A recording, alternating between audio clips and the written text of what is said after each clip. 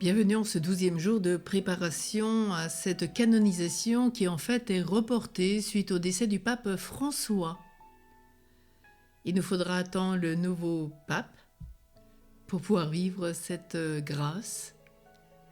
Alors prions avec le bienheureux Carlo, qu'aujourd'hui nous aide à cultiver un mode de vie eucharistique.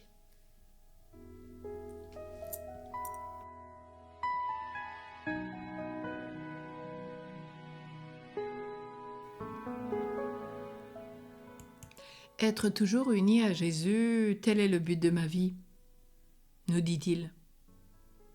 Combien notre époque moderne peut parfois être paradoxale et même étrange. Dans un monde où les machines sont constamment en veille, nos cœurs semblent si souvent éteints.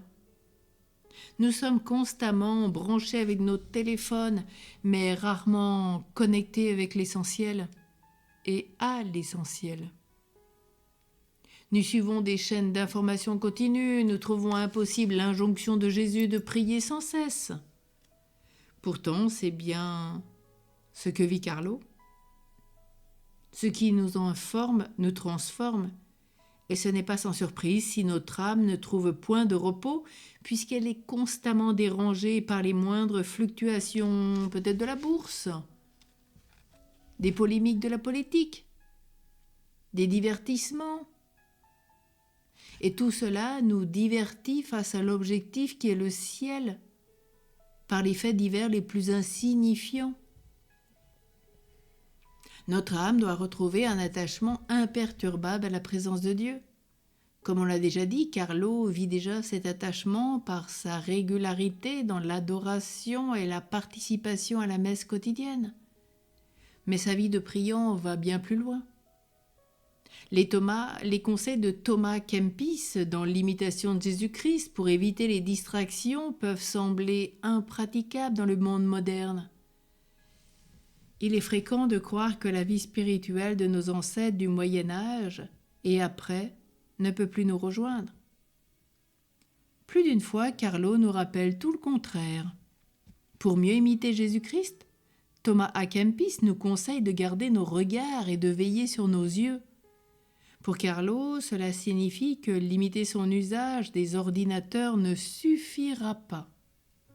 Il faut aussi s'en interdire certains usages pour éviter tout péché mortel qui coupe de la grâce et nous déconnecte de Dieu en quelque sorte. C'est aussi ce que veut dire Carlo quand il se donne comme objectif de vie d'être toujours uni à Jésus. Il veut éviter tout péché mortel, tout jeu violent, harcèlement en ligne, qui tue un frère dans sa chair ou dans sa dignité, tout jeu d'argent qui vole le bien d'un autre, toute pornographie qui pousse à commettre des péchés graves contre le 6e et le 9e commandement. Tout cela est à fuir. La volonté de Carlo est son meilleur pare-feu contre toutes ces tentations. Il sait qu'éteindre la télévision, l'ordinateur est plus simple que d'arracher son œil, si celui-ci nous pousse à pécher. Il sait aussi que sa seule volonté ne suffira pas, mais qu'il faut s'appuyer sur la grâce. C'est le pain quotidien qu'il reçoit dans l'Eucharistie qui lui permet de prier ainsi dans la durée et lui évite de tomber. Il affirme : les âmes se sanctifient très efficacement grâce aux fruits de l'Eucharistie quotidienne, et ainsi elles ne risquent pas de se trouver dans des périls qui mettraient en jeu leur salut éternel. Pour entretenir ce mode de vie eucharistique, il faut donc non seulement mettre une heure de sa journée de côté pour le Seigneur, mais aussi faire de cette heure le modèle de l'offrande de toute notre vie. Une vie offerte à la lumière plutôt qu'aux ténèbres. À quel sacrifice, à quelle radicalité sommes-nous prêts pour éviter de tomber ? Nous sous-estimons une spécificité de Carlo qui a pourtant tellement à nous apprendre dans notre monde moderne. Historiquement, les saints ne sont pas seuls. Ils sont issus de familles souvent nombreuses et vivent dans des communautés encore plus nombreuses, car beaucoup d'entre eux sont des religieux. Ainsi de Sainte Jeanne de Chantal, mère de 6 enfants, fondatrice de la Visitation. qui bénéficiait d'une famille charnelle et d'une famille spirituelle sur laquelle elle a pu s'appuyer toute sa vie. Sans remonter jusqu'à Jésus-Christ, fils unique du Père éternel, mais aussi enfant unique dans la Sainte Famille. Carlo, lui, aussi est un enfant isolé dans sa famille. Si après sa mort, et sans doute par son intercession, ses parents ont pu avoir de nouveaux enfants, Carlo, lui, doit apprendre à vivre seul, comme de nombreux de ses contemporains, à tel point qu'une épidémie de solitude est aujourd'hui reconnue comme un problème de santé publique. L'usage des réseaux sociaux nous donne l'impression de masquer ces heures de solitude, mais parfois il les empire. Comment Carlo surmonte-t-il cet isolement ? La proximité avec ses parents, l'amitié de ses cousins et de tous ses camarades, le service des pauvres, l'attention pour les anciens et notamment ses grands-parents, le décentre certainement de lui-même. Mais les journées sont longues et il lui reste encore des heures de solitude à combler. Il faut se confronter à cette solitude, comme le Christ à Gethsémani.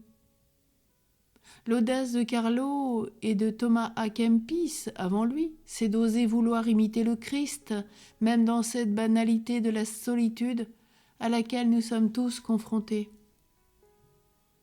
Y a-t-il un rapport entre le combat spirituel du Christ au jardin de Gethsémani et les états d'âme de notre solitude ? Osons le croire. Osons croire que notre solitude n'est pas indifférente au Christ, si dans son incarnation il a accepté de prendre sur lui cette souffrance. Des générations de chrétiens ont médité sur les larmes du Christ à la mort de Lazare. Et ces saintes larmes sont même vénérées en France à l'abbaye de la Trinité de Vendôme. Notre solitude face à la mort, à la perte d'un ami et aux défis de notre vie, le Christ l'a fait sienne. Il est allé au désert pour rejoindre chacun de nous, là où personne d'autre ne peut aller. Et Carlo sait le trouver.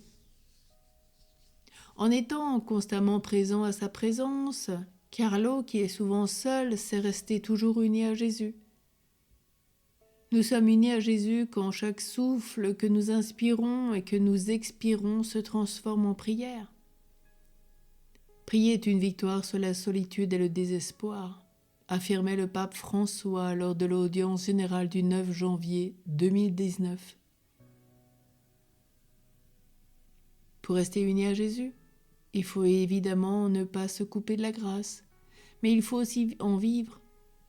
L'objectif du chrétien est souvent dans un faire, mais Carlo, lui, met son objectif prioritaire dans un être.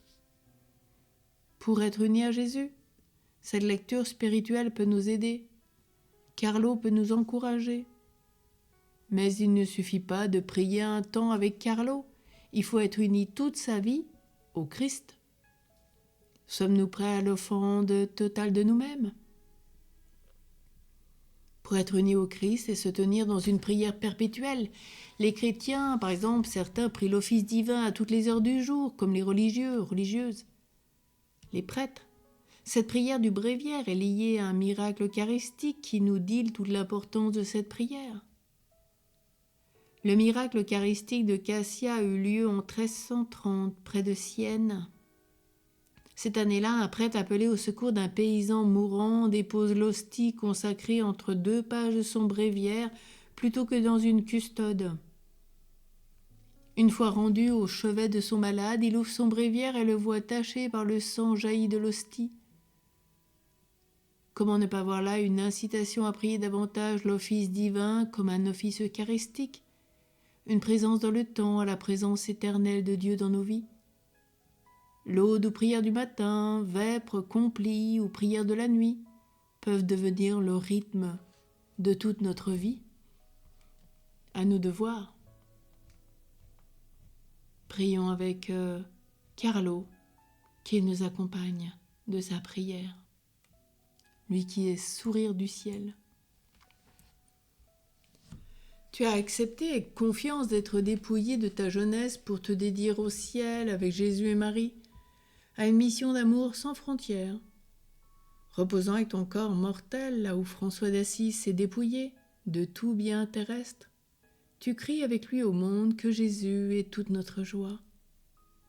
Jeune plein de rêves, attiré par la nature, le sport, Internet, mais encore plus émerveillé par le miracle de Jésus réellement présent dans l'hostie sainte, aide-nous à croire qu'il est là vivant et vrai. Mystique, autoroute qui conduit au ciel, et apprends-nous à le contempler avec Marie dans les mystères du Saint-Rosaire. Explique-nous, Carlo, qu'au-delà des modes, seul Jésus, en nous unissant à lui, nous rend originaux et non des copies, vraiment libres. Obtiens-nous de savoir le rencontrer dans chaque créature, mais surtout chez les pauvres, pour que l'humanité soit plus juste et fraternelle, riche de beauté et d'espérance, à la gloire du Père, du Fils et du Saint-Esprit. Amen. Bienheureux Carlo, prie pour nous tous.